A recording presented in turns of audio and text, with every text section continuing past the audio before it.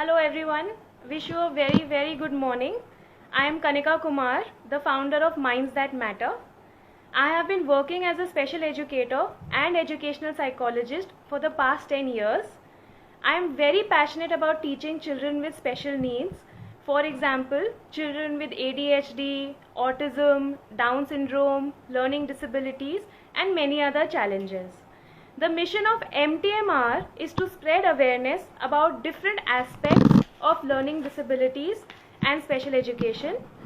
We are here to provide you with strategies for how to intervene so that you can help people who struggle and have challenges. If you are a teacher who has students with special needs in her class, or a parent with a special needs child, or even a psychology student who's wanting to join this field as a professional, then MTMR is for you. It will help you to understand the challenges people face as well as what you can do to help. Each week, I have speakers talk about different aspects.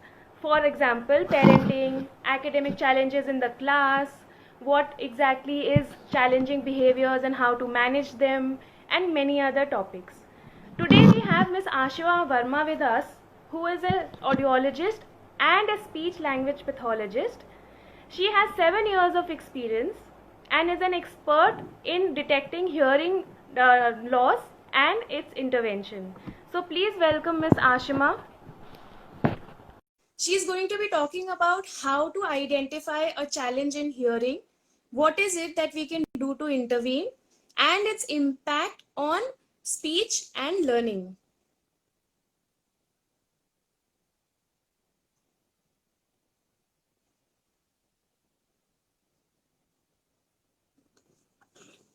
She's just joining.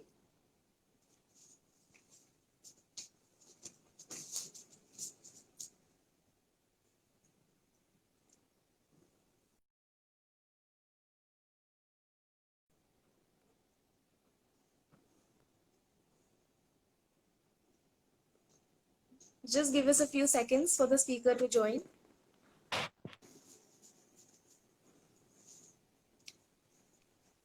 Hi. Hi Hi everyone. Sorry for Ashima, the good delay morning. and some problem was there in the connection. No problem. So Thank you for joining us. um, Okay, so I'm just so going to jump in. Ashma, mhm, please help us understand what does audiology mean? okay. So if I talk about audiology and speech, so audiology is a science that deals with hearing and balance disorders. If I Okay. talk about specifically audiology, but when I talk about audiology and speech, Uh-huh. because hearing and speech is so much correlated, it talks about how hearing helps in developing speech. And then when we go to speech language pathology, it deals with voice disorders, communication problems, speech problems, misarticulation, like small problems like misarticulations to Right. stuttering, fluency disorders, to voice disorders, right? And to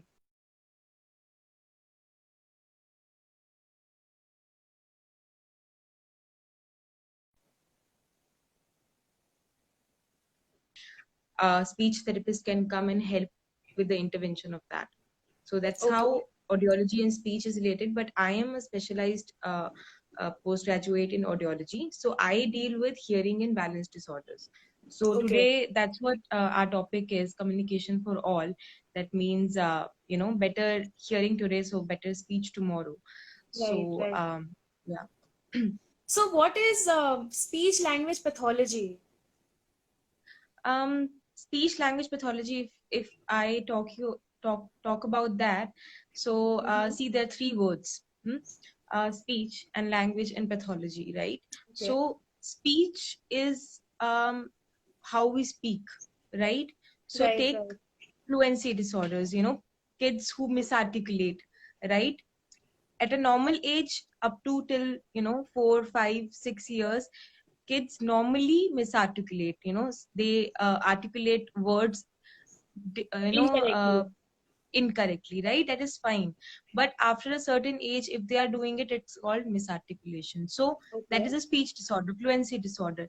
That's what where a speech therapist would come and help, right? Will Okay. give therapy and would give something and help the kid to come back to a normal rate of speech, or normal articulation. Then Okay. comes fluency disorders, kids who are stuttering or adults who are stuttering, right? uh, that is a part of speech fluency. So a speech therapist would come and intervene with that. Then if I talk about language, so as we know, like language is not like Hindi, English, or Spanish, or that's not the language what we are talking about here. Okay. Language means how the semantics of the language, the syntax, okay, the meaning of the language, the grammar, the tense, the where the word is gonna be used, that meaning of it we know natively, right? Okay. I know the if I'm speaking Hindi right now, or I'm speaking English, right? Mhm. I have a motive in my mind that I have to speak this language. What I'm speaking, Hindi or English, is just a medium through which I'm speaking it, Right, right. right? So sometimes what happens is there is a problem called apraxia or aphasia, okay? So people who get stroke, sometimes their left side of the brain has some problem that Mhm. makes them use different words, like wrong words in the sentence. Like they know Okay. the language, they will know Hindi or English, whatever they used to speak before stroke, but they won't know how to put it. They Okay. won't know how to actually use the language, how to use How the to semantics of meaningfully the. use their words to be able to communicate with Right, us.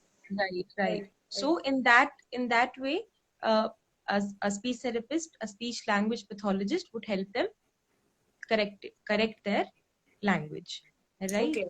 And so this is what speech language pathology is about. It's a very vast field. So many things are there, Mm-hmm. from voice disorders. Now if I talk about voice disorders, so voice disorders are like, you would have heard, like people who are in a profession like teachers, Uh-huh. or mentors who speak a lot. Sometimes they get problem with uh, throat, right? They will have a sore throat with no infection, nothing, but they'll still have it. Right, So right. that is because of vocal abuse. So Okay. a speech therapist also helps with Mm-hmm. voice disorders. People who get a, a, a hole in their windpipe, tracheostomy, right? After that, it's difficult to speak because it's difficult to build the air pressure inside the Mm-hmm. pharynx, right? Right, So then also speech therapist help them right, to right. overcome that, and how to, with the tracheostomy in their throat, how to speak, how to again start speaking normally. Then Mm-hmm. how Unnati is explaining here in Yeah. comments, singers, For right? singers. So yeah, singers who actually have a lot of vocal abuse. After a certain stage, they are singing every day, they're going to stage shows and everything. For them Mm-hmm. also, speech therapists are there who help them overcome that vocal pressure, vocal load they have, and Right, give them right. exercises so that they can come back to a normal vocal uh, Right. you know uh, behavior. Yeah. Okay, okay. So So, yeah, you even mentioned transgenders. So Unnati here is giving nice this, because she is example. pursuing post graduation in speech. So Okay. transgenders, as we know, like if someone is going from a male to female transgender, right? They're getting their Mm-hmm. sex changed, then it's a difficult thing for them to get, because hormones are dominating their a male pattern of voice, right? Right, right. So we along with the medicinal journey, like they take hormones to make their body to be a female. So Mm-hmm. with that we help with them to make their voice like a female, right? So Okay, we help transgenders also. okay. So all these, so there are many, as Hemraj here is telling, there are many therapies and many treatments which are being given by speech therapists. I don't know about that because I'm not specialized in it. I've done it in bachelor's, but like all those very definitive therapies, only Right, a postgraduate in audio speech can provide, and they right. have a lot of therapies to help out with different disorders. So it's a very vast field. There's so much to do. So much they do actually. I'm sure, Yeah. I'm sure. So earlier you mentioned that there is a connection in hearing and the development of speech. So Yeah. if one were to detect that there is a Mm-hmm. challenge in hearing, how early can it Mm-hmm. be detected? See, it can be detected as early as 2 months, 3 months also. Okay. But see, the thing is, it can be detected as soon as 3 days also. But that time it is not that reliable. So what I think is that there is a term called newborn hearing screening. Okay, Okay. so every hospital in India for now don't have that, but Mm-hmm. it's very important for parents who are watching this video right now to know that if you are expecting a kid, or your kid is what, maybe 1 year old or 2 year old, I'm sure you must be noticing their speech behavior, their hearing behavior. But it's very important to note down when you are getting delivering in a hospital, to know that what tests actually they're doing on your newborn. Because once a child is born, a lot of tests are done in a hospital, and that tells a lot about how fine the kid is, right? They run a battery of tests. So Okay. one test is newborn hearing screening. What they do is they check uh, that if the kid is hearing properly or not. But Mm-hmm. because the kid is not responsive, it's a 1 day old kid, 2 day old Right, kid, so right. we use an objective measure to do that. But Okay. sometimes we need to do a twofold or threefold screening, like first a screening and then a diagnostic test, something like Mm-hmm. that, to rule out that actually the kid has hearing loss. Because here one more thing comes, that as soon as you give the intervention, it's better, right? Okay. If a kid is there, and we get to know at what, maybe 10 days, that okay, OEs are not present, now it's not definitive, something is not present. I'm sorry, what do you I mean by can't. OA? OAEs means autoacoustic emissions. Okay, so we have a part in our ear called cochlea, from where these things are emitted, and we catch that from a probe that we insert in the ear. But that is not as reliable. Like, if we are not getting that, that does not mean for sure that the child is not hearing, right? We do need to run another test that is called ABR. Okay, so like that. But it's very important that wherever your kid is being born, or anything, if you're taking, these things should be available, because every hospital doesn't have it, every maternity hospital doesn't have it. But it's very So, important, because once if in hospital, once the kid is born, it's not done, then it might extend, getting the kid diagnosed, get Mhm. diagnosed till 1 year also. Right, Because we right, won't get to know, as laymen, we won't get to know that the kid is hearing or not until he doesn't start speaking, right? right, right. So, So you mentioned that so not all the hospitals in India have this test available.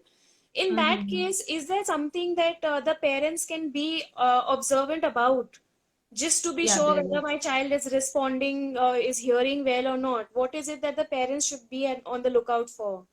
So, first of all, like, it's not like it's you can replace it with testing. You can't replace it with testing. But for parents, it should be like, they should be aware of, whether the kid is responding to a clap. Okay, a Mm-hmm. loud thud in the in the kitchen, something dropped, the kid is seeing it or not. you know uh, Initial first 4 months, 3 4 months, the kid doesn't attain their neck control, right? So it's Right, very right. difficult time to get to know if they are moving their head or not, right? Mm-hmm. That time you can see if they're blinking, so there is Mm-hmm. all these responses will be there, Okay. right? So Okay. these are the responses that a parent, most probably, I like, what I would like to say is, they should be aware of what the kid is doing, how the kid is responding and or not. And how the kid is, because even if you think the kid doesn't respond, till the age of 1 year, it's not like that. They do respond. They do respond Right, with right. blinking, they do respond with smiling, they do respond with Mm-hmm. looking here and there. So all these things. And they should keep checking for, if there is like say a 7-year-month-old kid, and he's not at all responsive, if even if there is a glass is breaking in the room and he's not responding to it, that means Mm-hmm. like something is wrong. The kid is not looking at if there is a Right. loud thud, right? So all these things, these are reflexes. Even if right now a very loud sound comes, I will Mm-hmm. be like, right, it's a reflex, so it should be there in the Right. kid Right. also. These are innate, we are born with these reflexes. So Mm-hmm. all these things a parent should look out for. They should be very aware. They should be very aware about what the kid is doing, Right. Right. eye blinking, everything, They should smiling and keep everything. observing how the child is Observing, responding to yeah, whatever yeah, stimulus is being presented. yeah, Right. right. They should be aware of it. So And you mentioned that it first is and very foremost is getting a test done is very important. These mm-hmm. things can't replace a test, because these things can merely tell us if the child is, severely, having any problem with hearing or not. Right? Only that distinction it can tell.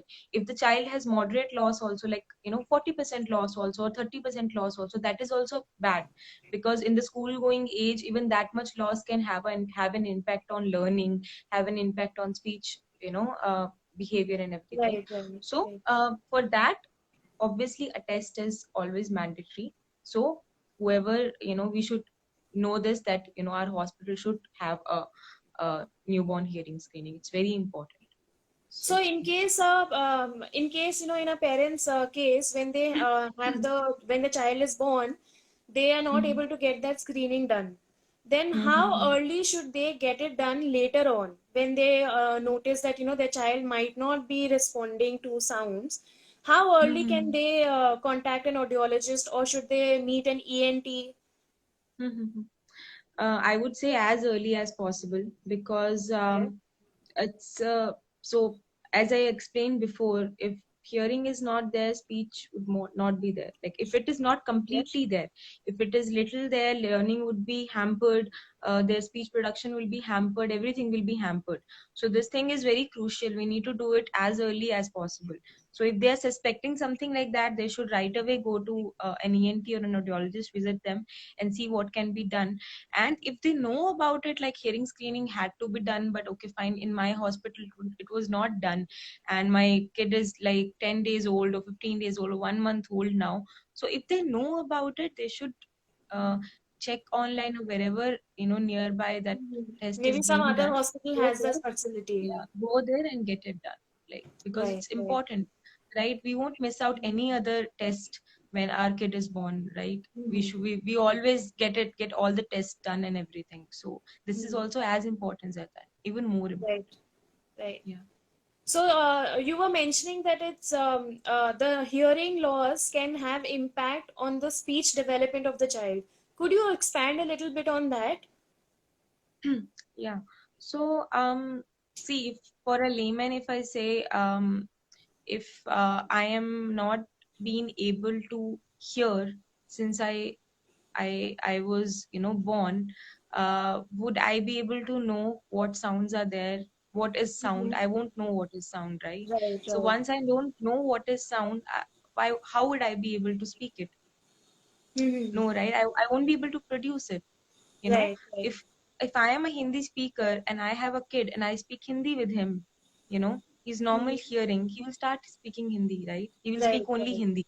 He won't speak English. And that is the reason being he's hearing Hindi, right? Mhm. So it's a very direct connection, hearing So it leads to depends on speech. the exposure. If we give exposure to the Yeah. Hindi language, the child will pick up Hindi. But when there is a Yeah. So hearing loss, the exposure is very limited, which is why the child will not be able to grasp the language. that exposure depends upon, again, the severity of the hearing loss. If the Mm-hmm. hearing loss is, say, moderate, you might not even get to know that the child has some hearing difficulty till the time he starts going to school, and maybe he's having problem when he's sitting at the back bench and everything, and he starts complaining, or he's not Right, doing right. well in studies, and the teacher comes and say that he's not doing, putting concentration. And maybe the reason he's not putting concentration is the reason that, he's not hearing. That's why he's not concentrating on whatever the teacher is Right, saying. right.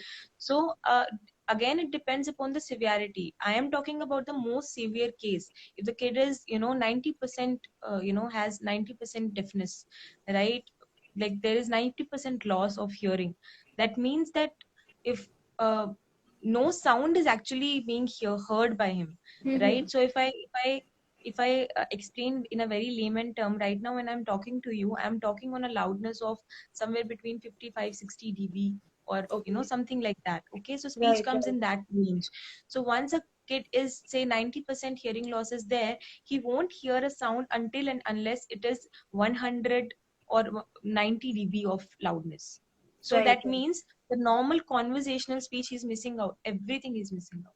What he's Okay. hearing will is a very loud sound, a very loud thundering or something like that, a Mm-hmm. airplane going, that he's hearing. So if he's Okay. hearing that, how would he develop speech? So that's Right. the reason. If it is a moderate loss, again, the loss will be for say 35-40, but our conversational speech is 10-15 dB more than that. Somehow he's catching something, so he's developing a speech. There are some problems, but then again he's having some problem in learning or such.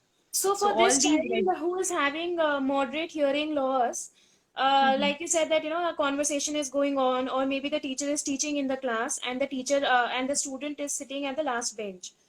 Would the Mhm. child have difficulty prioritizing the teacher's words over the background distractions? Like, for example, I'm talking to you, so I'm listening to Mhm. you, but I can also hear the AC. But it's not Mhm. hampering my ability to listen to and process what you are saying to me. Mhm. See, that depends if they have sensorineural loss or if they have conductive loss. So, Okay, what would be the difference between the two? so I'll tell you. So, you were once telling me that someone in your family has uh, ear discharge or something like that, right? So that Hmm. is what is conductive hearing loss. So, Okay. if I tell about my ear, this is the pinna, okay, and there is Hmm. a canal, then there is an eardrum, and then there is Okay. a middle ear cavity where three ossicles are there, and then comes the Hmm. inner ear. Okay, and then Okay. there is a nerve, which is the auditory nerve, which carries a signals to the brain, right? So if there is a problem with the nerve, it's called sensorineural hearing loss. Okay. Okay, and if there is a problem with this first part or the second part, having some wax here or maybe some infection here in the canal, or the tympanic membrane is ruptured for some reason, or Hmm. there is infection in the middle ear cavity, that all are conductive hearing loss, Okay. right? So conductive hearing loss is Mhm. nothing but some fluid is there. That means the intensity of the sound would be less, right? Normally I don't have any infection, so sound is traveling directly. If there is some fluid, obviously there will be some resistance there, so there Uh-huh. will be, the Right. loudness would be less. That's how the loss is coming there.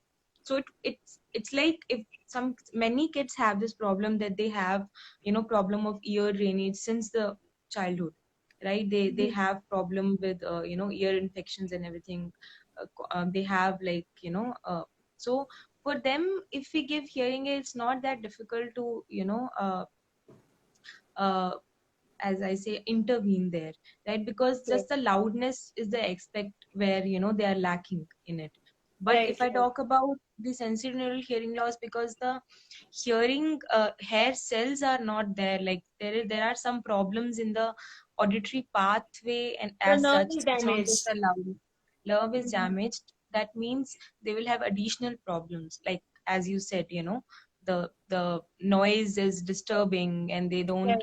That is also one part. Even after wearing a hearing aid, that might be a difficulty. Noise will over shoot the speech, and Mhm. they will have problem in concentrating and everything like that. Right, right. So that Okay. depends again upon the loss. But once, if a kid is there, say moderate hearing loss, if SNHL is there, sensorineural hearing loss is there, and if we give him a hearing aid, and prefer tell him to sit in front of the uh, teacher, on the front bench. Uh, if a good digital hearing aid is given, Mm-hmm. noise problem should not be that much, because Okay. good nowadays we have digital hearing aids which can actually which have algorithms which can increase the speech and decrease the noise, so that the speech is more comfortable and clear. Okay. So Okay. yeah. So Hmm. is a hearing aid the only option for children or adults who have hearing loss? No, it's not like that. But again, there are many other options also. There is a cochlear implant also. Okay. There are Baha, a device which is been anchored in the bone. It is also inside. Okay, and then there are middle ear implants also. There are implants that are there, but then again, it depends upon the severity of the problem, and we have to work on the candidacy to actually go for an implant or a hearing aid. Mostly for a loss that is less than say 50 dB, like less than 50% or something, only hearing aids are a better option. If Okay. the hearing loss is as much that hearing aid, we feel like hearing aid won't be able to give that much of a simulation as a implant which is implanted inside would be able to give, then we give and prescribe for a implant there. Okay. So So are there any limitations of also hearing aid? also Sorry, continue. yeah, sorry, no, sorry, just one more point. Like also, it's not like that everyone goes for obviously I'm an audiologist, so I would vote for always hearing, right? But there are many communities who prefer joining a sign language college or school, and then they survive with that also, right? Okay. So that is also there. Kids who are mostly blind also, and have deafness also. So all these multiple disabilities then give many options. Okay. Right, right. So, are there any limitations of hearing aids? Like the child with moderate hearing loss is wearing a hearing aid and goes to school every day. Would there be any Mhm. limitation that this child would face? No, there's only you know um, a profit coming out of it. There's no Okay. limitation of it. It's not like if some Mhm. people say that there's a myth that if I'm gonna wear a hearing aid, my hearing loss would increase, or if my kid is wearing a hearing aid, now he'll have to wear a hearing aid for the whole life or something like that, and that the loss will further go even lesser. It's not like that. If hearing aid is doing something, is it is helping, right? Okay. It's nowhere affecting your hearing in a bad way. It's nowhere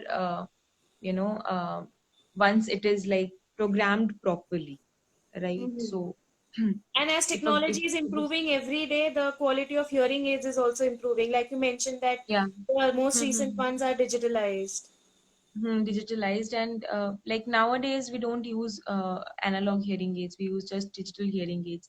And for kids, if I talk specifically, we have many things like FM systems and things like that which they can use in school. Mhm. Like in India it's not there that much, but outside India there are schools where the classrooms are wired with FM systems. So what they Okay. have to do is just put the hearing in hearing aid gets connected through FM system, and they can directly hear the input inside their ear. Like whatever this Okay. teacher is speaking, they can directly hear Mhm. inside their ears. So it's even better learning. They're not missing out anything while attending the school. Right, That's right. not there in India yet. I think in some schools it's there, but not in many. So but yeah, all these advancements are there which are there to help especially kids who have hearing impairment. Right, right. So I remember earlier, a few minutes back, you had also mentioned that hearing loss can have an impact on a child's behavior. So, Mhm. what kind of red flags should we look out for in terms of behavior that could be related to hearing loss? As in, are you asking about like red flags related to okay, fine, they have So, how would a whatever they are child doing. behave? What kind of behavioral Hmm. issues? Like, for example, because a child is not able to hear, so they have not learned how to communicate in terms of verbalization, verbal speech. So they would not be See, able to if communicate with us. So, there would be some kind of frustration. then how would they express themselves in terms of behavior when they are not able to use speech to communicate? See, it's not like if the child is having profound deafness or 90% or 70%, Mhm. 80% of deafness, that time so we will get to know because the child Right, won't be right. speaking, right? So that's a big red flag, and it's very easy to catch also. Hmm. Not many not a very nice observation skill you need for that, right? You'll just get to know. But if a child is having, say, moderate loss or uh, mild to moderate loss or moderate to moderately severe loss, that means the child might be ashamed of accepting that he is missing out on something in class, and that's the reason he's not doing well in studies, right? So a good communication with your kid, I think, is good at that time. Like, you should communicate with your kid properly, ask him if there Hmm. is any problem. You do come and let me know, regardless of anything it is, and whatever it is, you just come and let me know, right? So that the Okay. kid doesn't feel like he can't tell this to their parents, right? Because sometimes what Mhm. happens is, if even if I am not hearing properly, I might have frustration, but then if I'm a kid, I might know if it is not normal or normal, right? I might not Yeah. know. No, Right, right. I'm not, I don't know what it is, right? So I might not tell my parents, and it might Mhm. reflect onto my grades. It might reflect onto my, behavior in school. I'm not learning, I'm not attending to what my teacher is saying because I don't hear it. So I don't prefer, doing that. So that can be a behavior of a kid who's having, some moderate degree of hearing loss. He might just ignore it Right, completely, right. or he might get depressed. So all these are red flags, obviously, for a parent. Every time a kid is, behaving Mhm. abnormally, or behaving in a way which is not supposed to be, it's a red flag, right? So Right. I think every parent should look out for that, and they should be very uh, nice with their kids, so that they can come and tell them whatever it is, So for that, whatever it they are would be feeling. very important for the parents to also be aware. If the parents are aware, Yeah, then they would be able to make the teacher as well as their child aware and create that awareness and openness for accepting that right. this challenge is there and this is what Many can be times. done about it.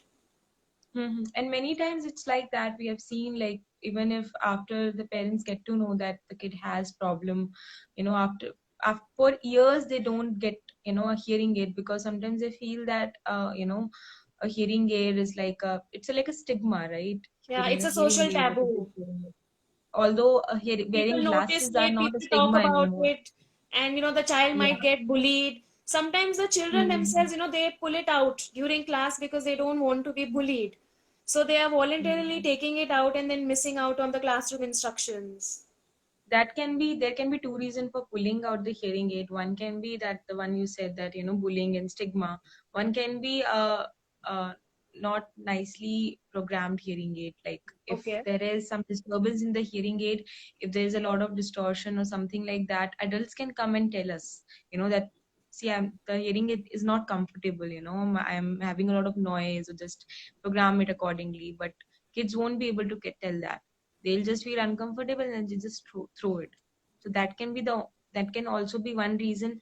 Also, kids, if I talk about small kids, sometimes it happens, very small kids, very very small kids, who are having a hearing impairment of, say, 80%, 90%, and then although they are there, like, the criteria for an implant is there, but still we have to test for 6 months, 4 to 6 months, to Mm-hmm. see how they're doing with hearing aid. Right, That right, comes in the candidacy criteria, right? So for those kids also, it's very difficult to actually put the hearing aid and let them, keep on it, okay, keep it on.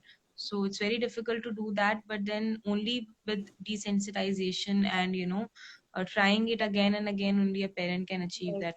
And also, like, we as speech therapist or audiologist, we spend just an hour or two with the kid, at the Mm-hmm. clinic, if they're getting Mm-hmm. them here for therapy or anything. So, but rest of the time, 90% of the time, parents are spending with them. So how parents are, putting an effort in it, that's the the most important thing, because the kid is gonna Right. do like that, right? Also, one more thing I would like to tell is, once a kid has hearing impairment and Mm-hmm. he gets a hearing aid late, Mm-hmm. say even late, even if it is early, the parents need to get them to audiologist or speech therapist for auditory verbal therapy. Okay. So that is important, because say if I am not hearing for initial 1 year of my life, I've never heard a sound, Mm-hmm. and now suddenly I'm hearing a sound, right? So, and 1 year of my life has passed without any sound. Hmm? So that time it needs training, it needs therapy for the kid to slowly and gradually, Mm-hmm. introduce sounds and make them, how to use the sounds, what sounds mean, and then coming to words and Right, right. phrases and sentences, and getting them acclimatized to it. So Mm-hmm. all these things are very necessary. Thus, getting the kid to auditory vulvar therapy is also very important. Okay, okay. So there's a question related to what you had mentioned at the beginning of your talk. What about Mhm. balance of body because of hearing loss? You mentioned that there is a connection between hearing loss and balance. So if you could There explain is on no that. there is not a connection of hearing loss and balance, but Okay, it's like audiologists deal with hearing loss and balance disorders. okay, Sometimes they can both, be together. Like hearing loss and balance disorder can be together in one okay. person, but it's not like due to hearing balance is getting affected. It's not like So that. isn't So isn't balance controlled by the inner ear? yeah, it's controlled by the inner ear, but it's not like that hearing is controlling the balance. So Okay. in our inner ear there are two structures. One is a cochlea, which is responsible for hearing. Okay, it Mm-hmm. has hair cells. And then one structure is utricle and saccule, and there are three canals are there, semicircular class Okay. we call them. So they are responsible for balance. Okay, Mm-hmm. so if there is any problem with all these structures in the balance system, utricle, saccule, or the semicircular canals, that can lead to a balance disorder, right? Okay. Say vertigo, or there is a problem called benign paroxysmal peripheral vertigo. They will have, Very so complicated basically names. they will, so it's called BPPV. So mostly people will get, vertigo when they are standing and sitting. They're changing positions, right? They Okay. are, if they are lying down and standing, they're having vertigo. If they're sitting and standing, they're having a vertigo. Something like that. So that is a balance disorder. That is different. But sometimes there's a problem called Meniere's disease, in which hearing and balance problem both will occur simultaneously. So Mm-hmm. it can occur simultaneously, but it's not like they're interdependent. It's not like Right, right. So someone in the audience, Krishna, is asking what are that. the Mhm. causes of ear fluid discharge? So, ear fluid discharge can be because of many reasons. Mostly it's infection. So sometimes it is infectious, sometimes it is not infectious. Okay. So, yeah, it does cause hearing loss. It can be, and also it can be, there can be a change of place from where the fluid is just getting discharged. It can be the canal, or it can be the middle ear. Mhm. So, depending upon that, hearing loss can also vary, and Okay. it can cause hearing loss if it is more and for more time. For starting time, it might cause a conductive hearing loss, which can be get better with the medications that an ENT would give. Okay. But sometimes if it is left untreated for a long time, it might turn to have a certain sensorineural component in it also. So for a long time it's not being treated, sometimes it Mhm. goes to your bone and everything, and then it corrodes it and uh, give more loss in sensorineural component also. Okay. So other than these natural causes which lead to hearing loss, are there any Mhm. external factors which are in our hands because of which someone can have hearing loss, like maybe listening to very loud music or Mhm. poking the earbud way too harshly? Mm-hmm. So, okay, first let me answer Mr. Krishna's Okay. question. So treatment for that kind of a loss is, as I already explained, if it is because of an infection, first you should visit a ENT doctor. Then they will give you some medication for to control the infection. Then Mm-hmm. if there is some loss, then they will send them to us for the testing of the hearing. If there is a loss and the kid, maybe he's a small kid and he's going to school, say 3-4 years old, then we need to see if it is very severe, we need to give a hearing aid, because we don't want the kid to miss on any kind of learning that's been happening in the class. But again, it differs for uh, people who are say uh, adults who are having ear infection, and they can manage with it mostly, because they have developed their speech and everything. They will have some problem for some time, and once the medications are done, if the infection clears out, their hearing can come back to normal. Right, So right. one other question is, there implant at the age of 6 with zero speech, what are the chances for achieving speech? So Yeah. it's a very nice question. People should get to know that even if the Mm-hmm. implant, so there's a thing called a critical age. Okay, so Okay. till 3 years of the age, the kid has a critical age, because the plasticity, the learning ability of the brain is the most in these 3 years, Right, right. right? So any intervention is done, less than 3 years, it's the best, because the brain can take as much as input as you give it, and it can learn, Mm-hmm. properly. More plasticity is there, more learning Right, ability right. is there. After 3 years, the chances, all these things starts reducing. But still, at the age of 6 years, if you are giving an implant, it would matter a lot for the kid, because for a kid who's not hearing anything at all, at 6 years of age also, if you introduce sounds, it can make a big change, okay, in their hearing. Now if I come on to the speech component, if rigorous auditory verbal therapy is given and the cochlear implant is proper, and mapping is done properly, and they are hearing Mm-hmm. properly, then Okay. they can develop speech. Okay, and but it can be a little nasalized or something like that. It can, we have some this, but they will understand speech also, and they will develop speech also. One more thing it will help them with is, if they have a cochlear implant, that means that even lip reading would be better for them, right? So they're Okay. hearing, having some input on it, and they can read with it. So yeah, even if the kid is 6 years old, you should not think that it is too late for a cochlear implant or for any Mm-hmm. kind of intervention. You should always take them to an Right. audiologist or ENT. So they On the would thing I definitely said pick that up on I speech, but would there be a gap compared to their peers of the same age?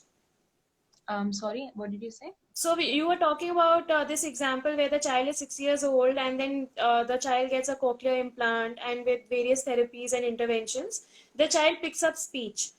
But would there always be a gap in terms of his peers' ability to There will communicate? be, there won't be always a gap, but there will Okay. be a gap. Then again, it depends upon, see, I told you, it depends upon many factors. It depends upon, if there is any multiple disability. Okay, for Mm-hmm. that, so cochlear implant won't be given only. But like, it depends upon many factors, how much of, stimulation the parents are giving, and auditory verbal therapy if they're taking or Uh-huh. not. Right. And Right. there will be some developmental, speech developmental delay would be there, but it would be better than, not having any cocktail, not having any, because for this kid, if maybe we take an example, maybe we gave him a hearing aid, or it is not working, right? It's not helping, Mm-hmm. right? So in that case, we can. Okay. Okay. So I had earlier asked you the question, what are the external factors because of which, because of our own actions, we can impact our hearing? Yeah, one more question was there. Just 1 second. Krishna has asked that oiling in ear can cause loss as people do usually. Oiling in ear is a very bad act. I would say it's a very, really, really wrong act to do. Mm-hmm. It's not at all needed. One more thing that is not needed is putting earbuds in our ears to clean it. Not needed. Ear has its own system to clean itself. Once Okay. it comes here, once it comes here, you take it out with a earbud. Putting it Okay. inside, doing this and all, it's not gonna help. It's only gonna, do something, some harm to your hearing. Also, we had this notion, when we were kids, even uh, they used to put, hot oil in our ears to clean them or something like that, right? So that's a very wrong practice. It should not be done. The this wax which is there in our ears is supposed to clean it only. It has its own function. It's Mm-hmm. supposed to protect our ear from, if anything gets inside. It's Right, right. meant to, just catch them and keep them there and not go inside and, harm our tympanic membrane Right. or something like that. And we have cells in our ear which, if the wax is too old, it keeps on pushing it outside, and it comes till Okay. here. When it comes here, you take it out. No need to put Mm-hmm. it in and, circle it inside and try to clean your ear. You're not cleaning your ear, you're just doing something terribly bad to yourself. So Okay. don't What do it. about One more the thing. extensive use of earphones? Like Yeah, so nowadays, one all more the thing that children are learning through online modes. So some of them Hmm. have to wear earphones to be able to Hmm. hear Hmm. better. Does that Hmm. also have an negative impact on uh, hearing? Wearing earphones for a long time with a loud volume Mm-hmm. will Okay. surely impact your hearing. Mm-hmm. uh, but like, as this wrong practice of putting your earbuds in your ear brings me out to the question, like, whether we do anything that you said, that uh, That can lead we to do damaging anything our which is ears. damaging our ears. That means that if we are using loud earphones for a long time, and we are listening it on a loud noise, loud sound, it definitely affects our hearing in a very bad way. We might have noise induced hearing loss, right? And also, it's not the only way how we get noise induced hearing loss. If we are even if we are uh, you know uh, people who are working in factories, people are who are on daily routine, exposed to a loud sound, right? Every day they are being exposed to. So Mm-hmm. practically, actually, they're supposed to get ear muffs or some hearing protecting devices, to use Okay. in such a place. But in India, it doesn't happen that much because labor laws are not that strong. But still, if anyone here is working in a factory or in a place where there's a lot of noise on a daily basis, you know just invest something for, in a hearing protecting device. Buy a earmuff or something, put cotton Mm-hmm. buds in your ear, do Okay. something, so that you don't later regret, losing your hearing. Because even if you use hearing aids, it won't be normal, right? It won't Right, come right. back to, like, so it's better, always prevention is better than cure, right? Right, So right. True. That's yeah, very yeah, true. Right. yeah. So the So Sakshi is asking, can we use gestures plus lip reading plus speech for that child simultaneously? I think she's talking about the child that we had taken the example of a child who is 6 years old and gets a cochlear Mhm. implant. So for that child, can we also use gestures and lip reading in combination? Yeah, that would be better because he'll have more input, right? Because he's starting at the age of 6 years, where a lot of, maybe, I don't know if for 6 years he was using any hearing aid or not. So Okay. if in case he was not using any hearing aid for 6 years, that means this is the first time he's listening, hearing sound. So it will be very difficult, because for 6 years he must be using gestures, right? He Right, A right. kid for 6 years would be communicating, and anything he would get, he would communicate. And if he wants food, if he wants water, how will he say? He'll do gesture. So for 6 years he's using gestures and everything. But in that case, once we fit the hearing the cochlear implant, we need to also make sure that we don't make still the kid dependent upon, gestures. right? Because once we do that, the kid would never stop using gestures, right? We need to push him for, maybe lip reading and, the hearing part, right? When we have given a Mhm. cochlear implant, we need to, you know, uh, push them to use this, use hearing to communicate. Because for 6 years, if they're using gestures, that might become their normal. They will be Right, right. conditioned to using gestures. So we need to stop that habit also, you know. So all these things, but that's why I told that auditory verbal therapy is important. In auditory verbal therapy, we, desensitize, and slowly and gradually we move on to, uh, putting speech in, Okay. in picture. So, Ashima, are there any cases wherein, because of like any factor, using a hearing aid or a cochlear implant might not work, and going in for sign language is the only way? Are there any such cases? There are extreme rare cases where, even after putting cochlear implants, sometimes they get meningitis or something like that. If the So there was one, when I was working in a during internship in a hospital. There was one case there where, it was really sad that after getting a cochlear implant done in 1 year, he got meningitis, and that they had to explant the cochlear implant. Okay. Now, one very big thing to know here is, when you put the cochlear implant inside the cochlea, damaging it. You're damaging it and putting a electrode array there, so that electrode array would work as hair cells and we will hear, right? Okay. So the moment we are putting the electrode array in the cochlea, it's getting destroyed, it's getting damaged, it's gone, Mhm. right? So Right. once we, now if cochlear implant didn't work, and some infection happened, meningitis happened and whatever, and the doctor had to explant the hearing implant, that means Mhm. the already cochlea is damaged. Now we can't give hearing aid also, and the Right. cochlea is damaged, right? So in that scenario, now nothing is left, because they have to be just dependent upon, sign language, or Okay.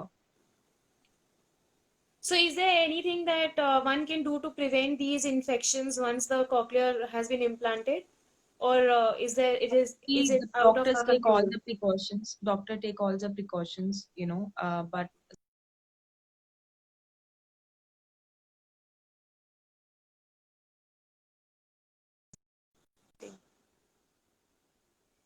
happens. But Mhm. yeah, whatever, whenever the doctor would operate, do a surgery like that, they will always give, things, tips to, not, so that the implant doesn't For the catch do's and infection and everything. don'ts. But Right. sometimes you never see anything. All these things are, they can be rare cases where it goes bad. So even in Right, this, it right. goes bad. Yeah. So thank you so much, Ashima. You've spoken in detail about hearing loss and answered our questions so patiently. Although the names of some of the therapies were very complicated to understand, I'm sure the other Mhm. information that you shared was very helpful for the audience, and even for me. Mhm. I was able to learn new things. So thank you so much for joining us and helping us understand about audiology and speech language pathology. I'm glad. Mhm. Thank you. Thank you for being Okay. here. Bye. Bye. Bye, Bye. guys. Bye.